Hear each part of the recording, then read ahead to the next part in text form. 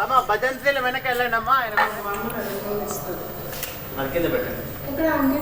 తల్లో పువ్వు పెట్టుకోండి.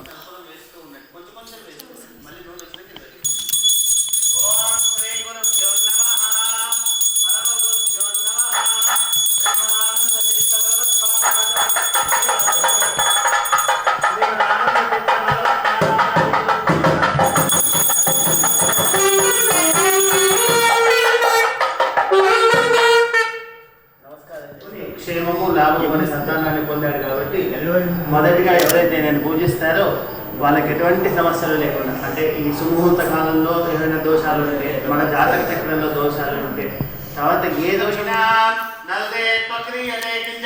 మహామల్కమ్మాగమం చిత్రమస్య శ్రీమన్మహాగణాధిపతయే నమః. వక్రతుండ మహాకాయ సూర్యకోటి సమప్రభ. ఓం నమో భగవతే వాసుదేవాయ తే నమో నమః.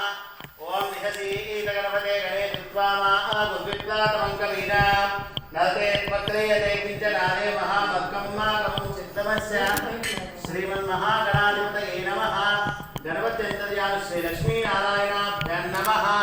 వాణీ హిరణ్యగర్భాభ్యాం నమః.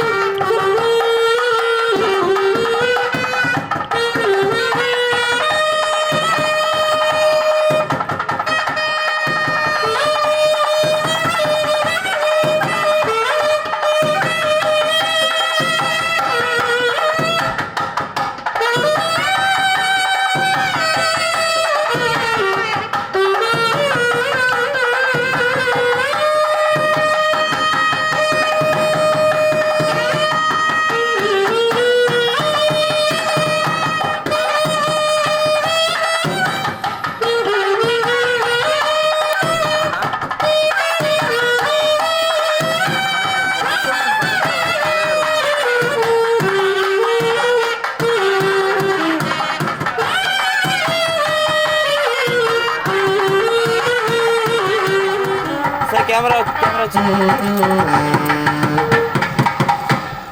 सर कैमरा ఓం నమో భగవతే వాసుదేవాయ వెంకటేశ్వర స్వామిని పద్మావతపని కపిలేశ్వర స్వామిని అందరు దేవుళ్ళని ఒకసారి తలుచుకోండి. లక్ష్మీనారాయణాభ్యాం నమః, వాణీ హిరణ్యగర్భాభ్యాం నమః, శచీపతందరాభ్యాం నమః, ఇంద్రాది అష్టదిక్పాలక దేవతాయే నమో నమః, సర్వేభ్యో దేవేభ్యో నమో నమః, సర్వేభ్యో బ్రాహ్మణేభ్యో నమో నమః. వ్యావహారిక భాషలో కొంచెం నవ్వుకుంటూ చెప్పాలి అంటే, అబ్బాయి ఇంత అందంగా ఉండి యుక్త వయసులో ఉండి అన్నీ బాగా చేస్తున్నా ఎవరు వివాహం చేయడం లేదు అని చెప్పి నాకు ఇంకెవరు పెళ్లి చేయరని చెప్పి కోపంగా కాశీకి వెళ్తూ ఉంటాడు సన్యాసం చేసుకోవాలని.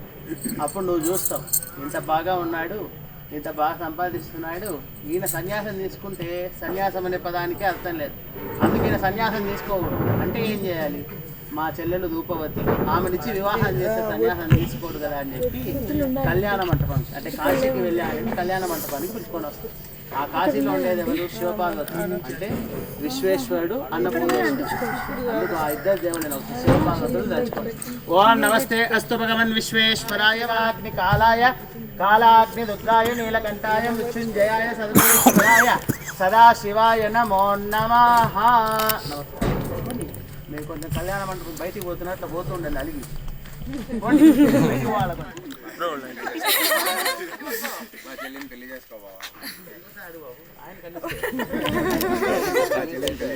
ఎవరు పిల్లని చూపిలేదు నాయన అని చెప్పు. నేను చూపిస్తాను రా బాబా తీసుకోండి అన్న వాద్యం.